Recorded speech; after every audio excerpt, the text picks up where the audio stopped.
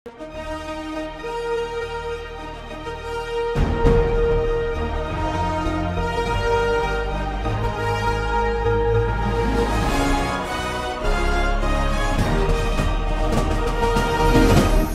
பார்த்து கொண்டிருப்பது உங்கள் ஜாஷ்வா டிவி.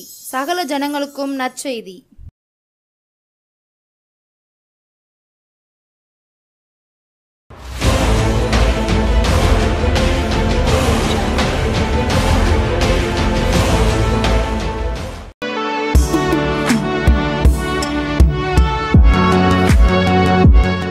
கிறிஸ்துவுக்குள் பிரியமான நம்முடைய ஜாஷ்வா டிவி நேயர்கள் அனைவருக்கும் இயேசு கிறிஸ்துவின் நாமத்தினால் மாலை நேர வணக்கத்தை நான் தெரிவித்துக் கொள்கிறேன்.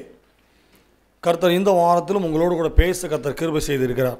அநேக ஆபத்துகள் விபத்துகள் மத்தியிலும் கர்த்தர் நம்மளை வழிநடத்தி பாதுகாத்து ஒவ்வொரு வாரமும் உங்களை பார்க்க பேச ஜெபிக்க கர்த்தர் பெரிய கிருபைகளை கர்த்தர் கொடுத்து கொண்டிருக்கிறார். போன வாரத்தில் நம்ம சொன்னபடி கர்த்தரை நாம் நோக்கி பார்க்கும் பொழுது, அவரை மாத்திரம் ஆராதிக்கும் பொழுது கர்த்தர் நமக்கு தருகிற ஆசீர்வாதம், நம்முடைய ஆகாரத்தை அவர் ஆசீர்வதித்து தருகிறார்.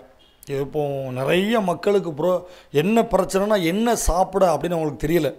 சோறு சாப்பிடையா, சப்பாத்தி சாப்பிடையா, இட்லி சாப்பிடையா, இல்லை வேறு வகைகள் சாப்பிடையா, என்ன தண்ணி குடிக்க, சாதாரண தண்ணி குடிக்கையா அப்படின்னு சொல்லி மக்களுக்குள் பார்த்திங்கன்னா நிறைய குழப்பங்கள் இப்போ வந்துட்டு. நீங்கள் விசாரித்து பாருங்கள். இவங்களுக்கு ஒரு சாப்பாடு, இவங்களுக்கு ஒரு சாப்பாடு, இவங்களுக்கு ஒரு சாப்பாடு அப்படின்னு சொல்லி ஒரு வீட்டில் 3 சாப்பாடு 4 சாப்பாடு பண்ணக்கூடிய அளவுக்கு ஆயிட்டு. கர்த்தரை மாத்திரம் நீங்கள் நோக்கி பார்க்கும் பொழுது, அவரை மாத்திரம் நீங்கள் நோக்கி சேவிக்கும் பொழுது கர்த்தர் உங்களுக்கு தருகிற முதல் ஆசீர்வாதம், நாம் சாப்பிடுகிற ஆகாரங்களையும் நாம் குடிக்கிற தண்ணீரையும் அவர் ஆசீர்வதிக்கிறார். ஃபஸ்ட்டு சரியா? இந்த வாரம் அந்த செய்தியின் தொடர்ச்சியாக இந்த வாரம் கர்த்தர் நமக்கு என்ன தருகிறார்? ஒரு நிமிஷம் கண்களை மூடி ஜெபம் பண்ணுவோம். பரிசுத்த ஆவியானவர் நம்மளோடு கூட பேசுவார். நல்ல தகப்பனே உமக்கு நன்றி. பரிசுத்த ஆவியானவரே உமக்கு நன்றி. உம்மை துதிக்கிறோம் இயேசுப்பா. உம்மை நோக்கி பார்க்கும் பொழுது, உம்மை நாங்கள் ஆராதிக்கும் பொழுது, உம்மையே நாங்கள் சேவிக்கும் பொழுது நீர் எங்களை ஆசீர்வதிக்கிறீர். இந்த ஞாயிற்றுக்கிழமையில் ஆண்டவரே நீர் எங்களை தொடர்ந்து ஆசீர்வதிக்கிறதற்காக உமக்கு நன்றி. தொடர்ந்து எங்களோடு கூட பேசுங்க, எங்களை வழி நடத்துங்க. உடைய கரத்தில் ஒப்பு கொடுக்கிறோம். இப்போ இயேசு மூலம் ஜெபிக்கிறோம் நல்ல பிதாவே, ஆமென். ஒவ்வொரு வாரமும் நம்முடைய ஜாஷ்வா டிவியில் ஞாயிற்றுக்கிழமை மாலை 7 மணிக்கு நல்லூர் கிதியோனின் அப்போஸ்தலர் ஊழியங்கள் மூலமாய் வழங்கும் உருவாக்கும் நேரம். இந்த உருவாக்கும் நேரம் மூலமாய் அநேக மக்களை கர்த்தர் உருவாக்கி கொண்டிருக்கிறார். அநேக மக்களோடு கூட கர்த்தர் பேசி கொண்டிருக்கிறார். அநேக மக்களுக்கு தேவையான வார்த்தைகளை கர்த்தர் கொடுத்து கொண்டிருக்கிறார். எங்களுக்கும் ஆண்டவர் நிறைய ஊழியங்களை கர்த்தர் தந்து கொண்டிருக்கிறார். ஒவ்வொரு நாட்கள், ஒவ்வொரு வாரங்கள் கர்த்தர் எங்களுக்கு ஊழியங்களை தந்து கொண்டிருக்கிறார். ஒரு முழு நேர ஊழியத்திற்காக கர்த்தர் எங்களை உருவாக்கி கொண்டிருக்கிறார். நான் சாட்சியாக சொல்ல முடியும். அதை நான் இப்போவே நான் சொல்ல ஆரம்பிக்கிறேன். கர்த்தர் எங்களை முழு நேர ஊழியத்திற்காக எங்களை உருவாக்கி கொண்டிருக்கிறார். தொடர்ந்து எங்களை உருவாக்குகிறார், உங்களையும் உருவாக்குவார். சரி, இந்த நாட்களிலும் நம்முடைய செய்தியின் தலைப்பு யாத்திராகமம் 23ஆம் அதிகாரம் 25ஆம் வசனம் எடுத்து வைத்துக் கொள்வோம். யாத்திராகமம் 23:25. உங்கள் தேவனாகிய கர்த்தரையே சேவிக்க கடவீர்கள். நாம் நம்முடைய தேவனாகிய இயேசுவை மாத்திரம் சேவிக்கும் பொழுது, நாம் நம்முடைய தெய்வமாகிய இயேசுவை மாத்திரம் ஆராதிக்கும் பொழுது, அவரை மாத்திரம் தேடும் பொழுது, அவரிடத்தில் நாம் பேசும் பொழுது, அவரை நாம் துதிக்கும் போது, அவர் நமக்கு தருகிற முதலாவது நன்மை, அவர் உன் அப்பத்தையும் உன் தண்ணீரையும் ஆசீர்வதிக்கிறார். இந்த வார்த்தையை போன வாரம் நம்ம கேட்டோம். சரியா? இந்த வாரம், இந்த 3வது வாரம், வியாதியை உன்னிலிருந்து விலக்குவேன் என்று கர்த்தர் சொல்லுகிறார். யாத்திராகமம் 23ஆம் அதிகாரம் 25வது வசனத்தின் கடைசி பகுதி, வியாதியை உன்னிலிருந்து விலக்குவேன் என்று கர்த்தர் சொல்லுகிறார். இன்றைக்கு நிறைய பேருக்கு வியாதி, அது என்ன வியாதினே தெரியல. அந்த வியாதி எப்படி வந்துச்சுன்னே தெரியல. தண்ணி மூலம் வந்துச்சா, சாப்பாட்டு மூலம் வந்துச்சா, இல்லை நம்ம வெளியே அலைகிறதுனால வந்துச்சா, நாம் பார்க்கக்கூடிய வேலையினால் வந்துச்சா, ஏன் வந்துச்சு தெரியல. ஒரு சிலருக்கு சொல்லுவாங்க இது பரம்பரை நோய், இவங்க அப்பாவுக்கு இருந்தனால இவனுக்கு வந்துச்சு அப்படி சொல்லுவாங்க. இன்னும் ஒரு சிலர் சொல்லுவாங்க, வேறு வேறு வார்த்தைகள்லாம் சொல்லுவாங்க. இது எப்படி வந்துச்சு, இது எதனால் வந்துச்சு, ஏன் வந்துச்சு, இந்த சின்ன வயசில் வந்துச்சு, இப்படி என்னெல்லாமோ சொல்லுவாங்க. ஆனால் நான் சொல்கிறேன், எவ்வளோ பெரிய வியாதி இருந்தாலும் என் இயேசுவால் குணப்படுத்த முடியும். அல்லேலூயா. எவ்வளோ பெரிய வியாதியாக இருந்தாலும் இயேசுவால் குணப்படுத்த முடியும். இதை நான் தைரியமாக சொல்ல முடியும். இதனுடைய சாட்சிகளை நான் பார்த்துருக்கிறேன், செய்திகளை நான் கேட்டிருக்கிறேன், சுகப்பட்டதை நான் பார்த்துருக்கிறேன். சரியா? அதனால் சொல்கிறேன், இயேசு உங்களுடைய வாழ்க்கையில் ஒரு அற்புதத்தை செய்வார். இயேசு உங்கள் வாழ்க்கையில் ஒரு பலனை தருவார். இயேசு உங்கள் வாழ்க்கையில் ஒரு சுகத்தை தருவார். நீங்கள் இப்படியே படுத்து கிடப்பதற்காக அழைக்கப்பட்டவர் அல்ல. நீங்கள் இப்படியே குந்தி குந்தி நடப்பதற்காக அவர் உங்களை அழைக்கலை. அவர் உங்களுக்கு நல்ல பலனை கொடுப்பார். அவர் உங்களுக்கு நல்ல சுகத்தை கொடுப்பார். உங்களுடைய உடம்பை நல்ல ஆரோக்கியமாக கர்த்தர் வைப்பார். நீங்கள் கர்த்தரை மாத்திரம் நோக்கி பார்க்கணும். நீங்கள் மனுஷனை நாடி தேடி ஓடுவதனாலேயோ உலகத்து பின்னாடி ஓடுவதனாலேயோ எந்த மருந்து சாப்பிட்டும் நன்மை இருக்காது. ஆனால் இயேசுவை மாத்திரம் நீங்கள் நோக்கி பார்க்கும் பொழுது, இயேசுவை மாத்திரம் நீங்கள் சேவிக்கும் பொழுது, வசனம் சொல்லுது, வியாதியை உன்னிலிருந்து விலக்குவேன். வியாதி உன் குடும்பத்தில் வராது. தொடர் வியாதி உங்கள் குடும்பத்தில் வராது. பாரம்பரியமான வியாதி உங்கள் குடும்பத்தில் வராது. திடீர் இழப்புகள் ஒரு சில வீடுகளில் இந்த நோய் ஏன் வந்துச்சு தெரியாது, இது எதனால் வந்துச்சு தெரியல, ஆனால் டக்குன்னு ஒருத்தர் இறந்துருவார். அந்த குடும்பம் அதனால் பார்த்தீங்கன்னா ரொம்ப சீரழிஞ்சு போயிடும். ஆனால் கர்த்தர் சொல்கிறாரு, வியாதி என்ன செய்யாது, உன் குடும்பத்தில் இருக்காது. வியாதி உன் பிள்ளைகளுக்கு இருக்காது. வியாதி உங்களுக்குள் யாருக்கும் இருக்காது. ஏனென்று சொன்னால் கர்த்தரை மாத்திரம் நோக்கி பார்ப்பதனால், இயேசுவை மாத்திரம் நோக்கி பார்ப்பதனால், இயேசுவே எனக்கு பலனை தாரும் நீங்கள் கேட்பதனால் அவருடைய வார்த்தை சொல்லுது, வியாதியை உன்னிலிருந்து விலக்குவேன். வியாதி உள்ள வாழ்க்கை வேண்டாங்க. நீங்கள் கேளுங்க, ஏசப்பா எங்களுக்கு ஆரோக்கியமான வாழ்க்கையை தாங்க, எங்களுக்கு ஆரோக்கியமான வாழ்க்கையை தாங்க, பலகீனமான வாழ்க்கை எங்களுக்கு வேண்டாம், நோயுள்ள வாழ்க்கை எங்களுக்கு வேண்டாம், வியாதி உள்ள வாழ்க்கை எங்களுக்கு வேண்டாம் ஆண்டவரே. எங்களுக்கு நோய் இல்லாத வாழ்க்கையை தாங்க, நல்ல பலனுள்ள வாழ்க்கையை தாங்க, நல்ல ஆரோக்கியம் உள்ள வேலை தான், நல்ல ஒரு வாழ்க்கையை தாங்க, எங்களுடைய வேலைகளை நாங்களே செய்யத்தக்கதாய் எங்களுக்கு நல்ல ஒரு பலனை தாங்கன்னு சொல்லி நீங்கள் கேட்டிங்கன்னா கர்த்தர் உங்களுக்கு தருவார். நீங்கள் நிறைய பேர் பார்த்தீங்கன்னா நடப்பதற்கு ரொம்ப கஷ்டப்படுறாங்க. உட்கார்ந்தாங்கன்னா உட்காந்துட்டு எணிச்சம் இல்லை, எந்திக்க முடியலை. அவங்களால நல்ல காலை கையை நீட்டி எணிச்சம் இல்லை, படுக்க முடியல. தன்னுடைய வேலைகளை தன்னாலே செய்ய முடியல. இப்போ பார்த்தீங்கன்னா முன்னாடி ஒரு காலத்தில் சொல்லுவாங்க, 60 வயசுக்கு மேலே 50 வயசுக்கு மேலே தான் பலகீனமாக இருக்கும், அந்தந்த வேலைகள் பார்க்க முடியாது அப்படின்னு சொல்லுவாங்க. இப்போ அப்படி கிடையாது. 35 வயசுக்கு மேலே நீங்கள் பாருங்கள், யார்கிட்டயா கேட்டு பாருங்கள் 4 பேர்கிட்ட. 35 வயசு கூடுனா 40 வயசு தான். இந்த 35-40 வயசுக்கு மேலேயே ஒவ்வொரு பெண்கள், ஒவ்வொரு ஆண்கள் பலகீனம் வந்துடுது. ஒரு சிலருக்கு நோய் வந்துடுது, ப்ரெஷரு, சுகரு, லோ ப்ரெஷரு, இன்னும் பார்த்தீங்கன்னா ஹார்ட் அட்டாக், என்னெல்லாமோ நிறைய நோய் வந்துடுது.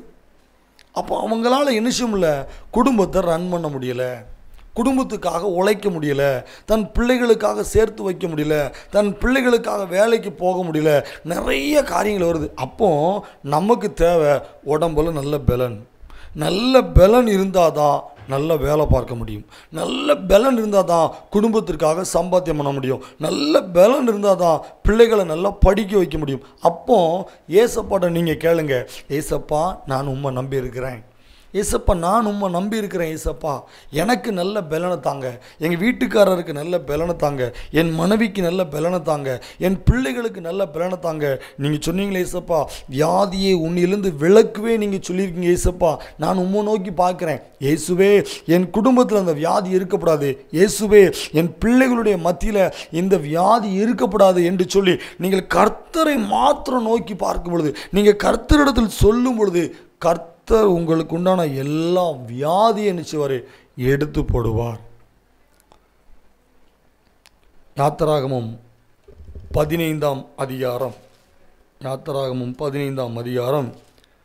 26வது வசனம் சொல்லுது, கடைசி வார்த்தை, நானே உன் பரிகாரியாகிய கர்த்தர் என்கிறார். அவர் தான் நமக்கு எல்லாம். இன்றைக்கி நம்ம நல்லா இருக்கும்போது எல்லோரும் நம்ம நிறைய பேர் பேசுவாங்க, பழகுவாங்க, சந்தோஷமாக இருப்பாங்க. ஆனால் நமக்குள்ளே ஒரு வியாதி வந்துட்டு நம்ம ஆஸ்பத்திரி போயிட்டோன்னு வச்சுக்கோங்களேன், ஒரு நாள் பார்க்க வருவாங்க, 2 நாள் பார்க்க வருவாங்க, சரியா? ஆனால் அதுக்கப்புறம் உங்களை பார்க்கவோ, உங்களோட பேசுவதற்கோ, உங்களுக்கு கூட இருந்து உதவி செய்யவோ யாரும் வரமாட்டாங்க. உங்கள் கூட எல்லோரும் பேசின காலங்கள் இருக்கும். ஆனால் நீங்கள் ஏதோ ஒரு வியாதிப்பட்டு படுக்கையை ஆகிட்டீங்கன்னு வச்சுக்கோங்களேன். படுக்கையில் கிடக்கிறவங்களை யார் நினச்சோம்டாங்க, பார்க்க வரமாட்டாங்க. அவன் ஏதோ தப்பு பண்ணியிருப்பான், அவன் ஏதோ தப்பை பண்ணியிருப்பான், என்ன வரத்து வந்தான், என்ன ஆட்டம் போட்டான், அதான் கடவுளை அவனை தண்டிச்சிட்டாரு, அப்படி தான் சொல்லுவாங்களே ஒழிய ஐயோ பாவம்னு சொல்லி யார் நினச்சோம்ட்டாங்க, சொல்ல மாட்டாங்க. அப்போ கர்த்தர் சொல்கிறார், நான் தான் உன் பரிகாரியாகிய கர்த்தர்னு சொல்கிறார். இன்னொரு வசனத்தை பார்த்தீங்கன்னா உபாகமம் 7ஆம் அதிகாரம் 35ஆம் வசனம், சகல ஜனங்களை பார்க்கலும் கர்த்தர் சொல்கிறார், சகல ஜனங்களை பார்க்கலும் நான் ஆசீர்வாதமாக வைப்பேன்.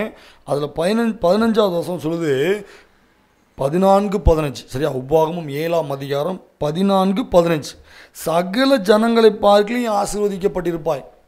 சகல ஜனங்களை பார்க்கல நான் உன்னை ஆசீர்வதிப்பேன். அவர் எதில் ஆசீர்வதிப்பாராம்? 15ஆவது வசனம் சொல்லுது, கர்த்தர் சகல நோய்களையும் உன்னை விட்டு விலக்குவார். கர்த்தரை மாத்திரம் நோக்கி பார்த்ததுனால, கர்த்தரை மாத்திரம் சேவித்ததுனால, கர்த்தருக்கு மாத்திரம் ஆராதனை செஞ்சதுனால, இயேசு நீங்கள் சொந்த இரட்சகராக ஏற்றுக்கொண்டதுனால அவர் உங்களுக்கு கொடுக்குற ஆசீர்வாதம், அவர் உங்களுக்கு கொடுக்குற பெரிய கிஃப்ட் என்னென்னா, சகல நோய்களையும் உன்னை விட்டு விலக்குவார். அது எப்பேற்பட்ட நோயாக இருந்தாலும் சரி. நான் ஒரு 3-4 நாளுக்கு முன்பதாக போன மாதம், அதாவது ஆகஸ்ட் மாதம் 31ஆம் தேதி 4 மாவடிக்கு நான் போயிருந்தேன். நாங்கள் குடும்பமாக போயிருந்தோம். அப்போ அந்த இடத்துல மோகன் சிலாசரசனை கேன்சர் நோய் உள்ளவங்களுக்காக, அதில் யார் இருக்கீங்களா, அப்படிப்பட்டவங்க நீங்கள் முன்னாடி வாங்க அப்படின்னு சொல்லி சொன்னாங்க.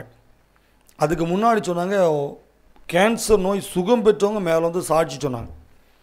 அப்போ அதில் ஒரு 10-15 பேருக்கு மேலே சாட்சி சொன்னாங்க. அதில் சொன்னது எல்லாமே 4வது ஸ்டேஜ், இது காப்பாற்ற முடியாது, இவங்க செத்து போயிடுவாங்க, வீட்டுக்கெலாம் கூட்டிகிட்டு போங்க, அப்படிலாம் சொன்ன மனுஷங்களை அந்த இடத்துல வச்சு ஜெபிக்கும் பொழுது, ஜெபிக்கலாம் வாங்க அப்படின்னு ஒரு நிகழ்ச்சி நம்ம ஓடுது சனிக்கிழமை ஞாயிற்றுக்கிழமை இரவு 7 மணிக்கு மேலே. அந்த நிகழ்ச்சியை பார்த்துக்கிட்டு இருக்கும் பொழுது கர்த்தர் அவங்களுக்கு இருந்த கேன்சர் நோயை சுகப்படுத்தி இருக்கிறார். நான் சொல்கிறவங்களுக்கு புரியுன்னு நினைக்கிறேன். டாக்டர் சொல்லிட்டாங்க கேன்சர் வியாதி முத்திட்டு, இனிமேல் இது என்ன செய்யாது, இவங்க பிழைக்க மாட்டாங்க அப்படின்னு ரிப்போர்ட்டு சொல்லுது, டாக்டர் சொல்லிட்டாங்க. ஆனால் ஜெபிக்கலாம் வாங்க நிகழ்ச்சியை அவங்களுடைய வீட்டில் உட்காந்து பார்த்து ஜெபிக்கும் பொழுது அவங்களுக்கு இருந்த அதே கேன்சர் நோய் எங்கே போச்சுனே தெரியல. கடைசியில் அதே ரிப்போர்ட்டை கொண்டு போய் டாக்டர்கிட்ட வந்து பார்க்கும் பொழுது கேன்சர் இல்லை, உங்களுக்கு சுகமாயிட்டுங்கிறாங்க. அதே மாதிரி அது யாருக்கெல்லாம் ஜெபிக்கணும்னு சொல்லி முன்னே நிற்கும்போது நிறைய பேர் நின்னாங்க. நிறைய பேருக்கு அவங்க ஜெபம் பண்ணாங்க, ஏசப்பா சுகத்தை கொடுத்தாங்க. இதை நான் கண்ணால் நான் பார்த்தேன். அப்போ இதன் மூலம் அவங்களுக்கு என்ன சொல்ல வரேன் அப்படின்னா, இயேசு மாத்திரம்தான் உங்களுக்கு சுகத்தை கொடுக்க முடியும். இயேசு மாத்திரம்தான் உங்களுக்கு ஒரு பலனை கொடுக்க முடியும். பணம் இருக்கலாம், படிப்பு இருக்கலாம், பட்டங்கள் இருக்கலாம், அது எதுவுமே ஆகாது. ஆனால் நீங்கள் இயேசு மாத்திரம் பிடிச்சிக்கிட்டிங்கன்னா அவர் உங்களுக்கு சுகத்தை கொடுப்பார், அவர் உங்களுக்கு நல்ல பலனை கொடுப்பார். எனக்குள்ளே என்னுடைய உடம்புக்குள்ளேயும் ஒரு சில பலகீனங்கள் உண்டு, என்னுடைய உடம்புலையும் ஒரு சில பலகீனங்கள் உண்டு. நான் வேலை பார்க்கணும், நான் பகல் முழுக்க நட்டம் நின்று தான் வேலை பார்க்குறேன். அப்போ ஏசப்பா எனக்கு பலனை தாங்க, முதுகு பகுதியில் பலன் தாங்க, கால்கள் பகுதியில் பலனை தாங்க அப்படின்னு சொல்லி நான் கர்த்தரை மாத்திரம் நோக்கி பார்ப்பதனால கர்த்தர் எனக்கு பலனை கொடுக்குறார். நான் சோர்வடைஞ்ச நேரத்தில் எனக்கு பலப்படுத்துகிறார், எனக்கு சுகத்தை கொடுக்குறார். என் வேலையை நான் பார்க்கக்கூடிய அளவுக்கு கர்த்தர் எனக்கு விசுவாசத்தை நம்பிக்கையும் கொடுக்குறார். அதனால தான் சொல்கிறேன், நிறைய பேர் சொல்லலாம், ரிப்போர்ட்டு சொல்லலாம், உங்களுக்கு குழந்தை பிறக்காது, குழந்தை பிறப்பதற்கு வாய்ப்பே இல்லைன்னு சொல்லி ரிப்போர்ட் சொல்லலாம். ஆனால் கர்த்தர் சொல்லுகிறார், உங்களுக்கு பலனையும் சுகத்தையும் கொடுத்து உங்களுடைய குடும்பங்களை ஆசீர்வதிப்பார், அவர் உங்களை பெருக பண்ணுவார். இதில் பார்த்தீங்கன்னா ஏசாயா 53ஆம் அதிகாரம், ஏசாயா 53ஆம் அதிகாரம் 5ஆம் வசனம், ஏசாயா 53:5, நம்முடைய மீறுதலின் நிமித்தம் அவர் காயப்பட்டு நம்முடைய அக்கிரம நிமித்தம் அவர் நொறுக்கப்பட்டார், நமக்கு சமாதானத்தை உண்டு பண்ணும் ஆக்கினை அவர் மேல் வந்தது, அவருடைய தழும்புகளால் குணமாகிறோம். நாம் நன்றாக இருக்கணும், நாம் சுகமாக இருக்க வேண்டும் என்று சொல்லி ஏசப்பா சிலுவையில் ஆணிகள் அடிக்கப்பட்டு அந்த தழும்புகள் மூலமாய் கர்த்தர் நமக்கு என்ன செய்கிறார்? சுகத்தை கொடுக்கிறார். இதே மாதிரி இன்னொரு வசனம் பார்த்தீங்கன்னா எரேமியா 30ஆம் அதிகாரம் 17ஆம் வசனம். அவர்கள் உன்னை விசாரிக்கிற சீயோன் என்று சொல்லி உனக்கு தள்ளுண்டவள் என்று பெயரிட்டபடியால் நான் உனக்கு ஆரோக்கியம் வரப்பண்ணி உன் காயங்களை ஆற்றுவேன் என்று கர்த்தர் சொல்லுகிறார். நான் உனக்கு ஆரோக்கியம் வரப்பண்ணி உன் காயங்களை ஆற்றுவேன் என்று கர்த்தர் சொல்லுகிறார். பரிபூர்ணமான சுகத்தையும் பரிபூர்ணமான நன்மைகளையும் கர்த்தர் தருகிறார். அதே எரேமியாவில் அதே 17ஆம் அதிகாரம் 14ஆம் வசனம், எரேமியா 17:14, கர்த்தாவே என்னை குணமாக்கும், அப்பொழுது குணமாவேன். ஏசப்பா என்ன குணமாக்குங்க, என்ன குணமாக்குங்க, நான் குணமாக இருக்கணும், எனக்கு இந்த பலகீனம் வேண்டாம், எனக்கு இந்த நோய் வேண்டாம். ஒருத்தர் ஒரு குடும்பத்தில் நல்லா வேலை பார்க்குற ஒரு மனிதருக்குள்ள ஏதோ ஒரு நோய் வந்துடுச்சோங்களேன், அந்த குடும்பத்துக்காக யார் உழைச்சி போடுவா சொல்லுங்கள்? அந்த குடும்பத்தை யார் மேலே கொண்டு வருவா சொல்லுங்கள்? அப்போ நோய் என்பது அந்த குடும்பத்தை வாழ வைக்காது, அந்த குடும்பத்தை கீழணிக்கே கொண்டு போயிடும். அப்போ ஏசப்பா என்ன நீங்கள் குணமாக்குங்க, என் குடும்பத்தில் இருக்கிற இந்த பலகீனத்தை எடுத்து போடுங்க அப்படின்னு சொல்லி கர்த்தரை நோக்கி பார்க்கும் பொழுது கர்த்தர் நமக்கு பரிபூர்ணமான பலனையும் சுகத்தையும் கண்டிப்பாக அவர் தருவார். மல்கியா 4ஆம் அதிகாரம் 2வது வசனம் சொல்லுது, என் நாமத்துக்கு பயந்திருக்கிற உங்கள் மேல் நீதியின் சூரியன் உதிக்கும், அதன் செட்டைகளின் கீழ் ஆரோக்கியம் இருக்கும், நீங்கள் வெளியே புறப்பட்டு போய் கொழுத்த கண்டுகளைப் போல வளர்வீர்கள். ஐயோ நான் எலும்பு தோளுமாக இருக்கேன், நான் மெலிஞ்சு போயிருக்கேன், எனக்கு பலகீனமாக இருக்குது, என்னால் எந்திரிச்சு நடக்க முடியல, இப்படிலாம் இல்லைங்க. கர்த்தருடைய செட்டைகளுக்குள்ளே இருக்கிறதுனால, அவருடைய கரத்திற்குள்ளே இருப்பதனால நமக்கு ஆரோக்கியத்தை கர்த்தர் தருகிறார். அது மாத்திரமல்ல, நீங்கள் வெளியே புறப்பட்டு போய், இன்றைக்கி நிறைய பேர் பலகீனம் வந்தவரை பார்த்தீங்கன்னா வீட்டுக்குள்ளே படுக்கையாக படுத்துருவாங்க, வீட்டை விட்டு வெளியே போக மாட்டாங்க. ஆனால் நீங்கள் இயேசு மாத்திரம் நோக்கி பார்ப்பதனால், இயேசுவை மாத்திரம் தேடுவதனால் கர்த்தர் உங்களை வெளியே கொண்டு வருவார். உங்களுடைய வேலைகளை பார்க்க கிருபை செய்வார், உங்களை எழும்பி நடக்க கர்த்தர் கிருபை செய்வார், உங்களை ஓட கிருபை செய்வார், நீங்கள் கைட்டு செய்கிற வேலைகளை உங்களுக்கு ஆசீர்வதித்தார். எத்தனை பேர் இன்றைக்கி வீட்டுக்குள்ளே உட்காந்துருக்கிறாங்க தெரியுமா? இந்த மருந்து இந்த வைத்தியம், இந்த டாக்டர், இந்த ஆஸ்பத்திரி அப்படின்னு சொல்லி வெளியே போய் பணத்தை காசெல்லாம் காலி பண்ணி எந்த சுகமும் பெறாமல் நிறைய பேர் வீட்டுக்குள்ள இருக்காங்க. ஆனால் கர்த்தர் உங்களுக்கு ஆரோக்கியத்தை தருவார், வீட்டுக்குள்ள கிடக்கிறவங்களை வெளியே கொண்டு வர. அடுத்த சொல்லுது, கொழுத்த கண்டுகளை போல வளருவீர்கள். எலும்பு தோளுமா இல்லை, நோயாளியை பார்த்தோன்னே கண்டுபிடிச்சலாம் பார்த்துருக்கீங்களா? எலும்பு தோளுமா அப்படி தாடி கிடிமா ஒரு மாதிரி இருப்பாங்க தெரியுமா? அப்படிலாம் இல்லை, கொழுத்த கண்டுகளை போல கர்த்தர் உங்களை வாழ வைப்பார். நீங்கள் நோயாளி அல்ல, நீங்கள் பலகீனமானவர்கள் அல்ல. கர்த்தர் உங்களுக்கு பலனையும் சுகத்தையும் ஆரோக்கியத்தையும் கொடுத்து கொழுத்த கண்டுகளைப் போல கர்த்தர் உங்களை வளர்ப்பார். அல்லேலூயா. இன்னொரு வசனத்தை பார்ப்போம். சங்கீதம் 4ஆம் சங்கீதம் 8வது வசனம். சமாதானத்தோடே படுத்து கொண்டு நித்திரை செய்வேன், கர்த்தாவே நீர் ஒருவரே என்னை சுகமாய் தங்க பண்ணுகிறீர். இன்னொன்று 122ஆம் சங்கீதம் 7வது வசனம். உன் அலங்கத்துக்குள்ளே சமாதானமும் உன் அரண்மனைக்குள்ளே சுகமும் இருப்பதாக. கர்த்தர் சொல்கிறார், உன் குடும்பத்தில் சுகம் இருக்கும், உன் குடும்பத்தில் பலன் இருக்கும், உன் குடும்பத்தில் ஆரோக்கியம் இருக்கும், உன் குடும்பத்தில் சௌக்கியம் இருக்கும், உன் குடும்பத்தில் கொடுத்த கண்டுகளை போல் நீங்கள் வளருவீங்க. கர்த்தர் உங்களை வெளியே புறப்பட்டு போக பண்ணுவார், வீட்டுக்குள்ளே உங்களை படுக்க உங்களை அனுமதிக்க மாட்டார். கர்த்தர் உங்களுக்கு பலனையும் சுகத்தையும் கர்த்தர் கொடுத்து உங்களை வாழ வைப்பார். அல்லேலூயா. நம்முடைய பைபிளில் ஒரே ஒரு காரியத்தை சொல்லி முடிச்சிடுறேன். 12 வருடம் பெரும்பாடில் ஒரு ஸ்திரீ. நிறைய நேரம் இந்த பிரசங்கத்தில் நான் நிறைய நேரம் 2 காரியத்தை அழகாக சொல்லுவேன். இந்த 12 வருடம் பெரும்பாடில் ஒரு ஸ்திரீ, இன்னொன்று திமிர்வாதக்காரன். இந்த 2 பேருக்குள்ள இருந்த விசுவாசத்தை பார்த்தீங்கன்னா பயங்கரமான விசுவாசம்.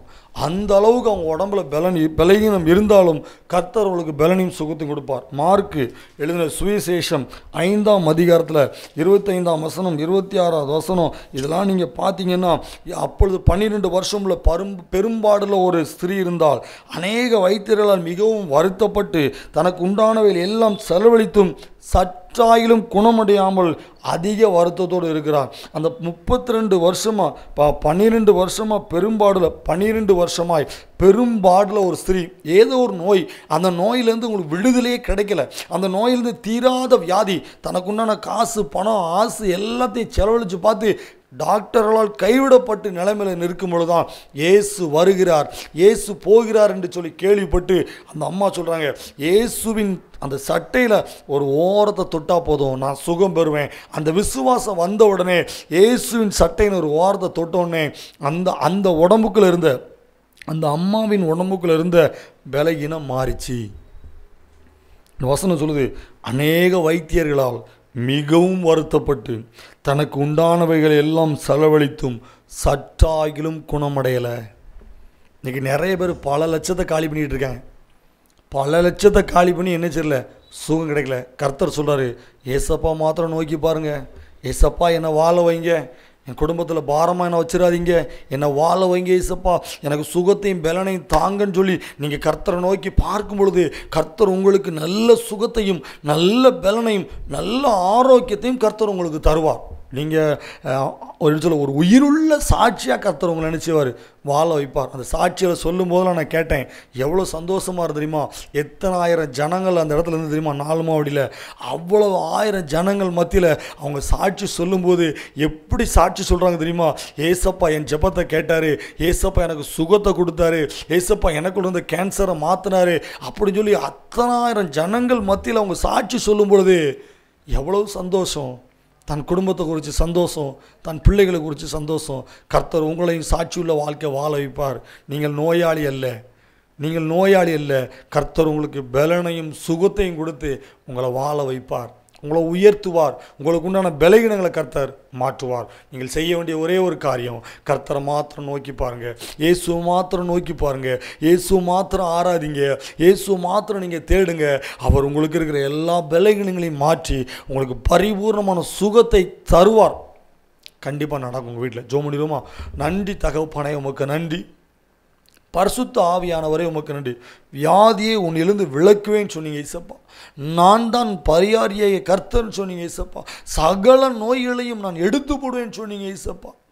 நன்றி ஆண்டவரே. இதை கேட்கிற ஒவ்வொருவருக்குள்ள உடம்புல என்ன பிரச்சனை இருக்குது எங்களுக்கு தெரியாத ஆண்டவரே, நாங்கள் ஜெபிக்கிறோம். இயேசுவின் நாமத்தில் எல்லா பலகீனங்களும் மாறட்டும், இயேசுவின் நாமத்தில் எல்லா வியாதிகளும் மாறட்டும், இயேசுவின் நாமத்தில் சுகம் உண்டாகட்டும், இயேசுவின் நாமத்தில் பலன் உண்டாகட்டும் ஆண்டவரே. நல்ல உயிருள்ள சாட்சிகளை கேட்க கர்த்தர் கிருபை செய்வீராக. கண்கள் பகுதி, காதுகள் பகுதி, முட்டு பகுதி, முழங்கால் பகுதி, முதுகு பகுதி, ஏசப்பா உச்சன் தலையிலிருந்து உள்ளங்கால் வரைக்கும் இருக்கிற எல்லா பலகீனங்களும் மாறுவதாக.